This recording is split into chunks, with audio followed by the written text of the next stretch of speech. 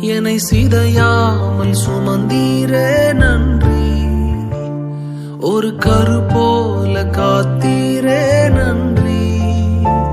என்னை சிதையாமல் சுமந்தீரே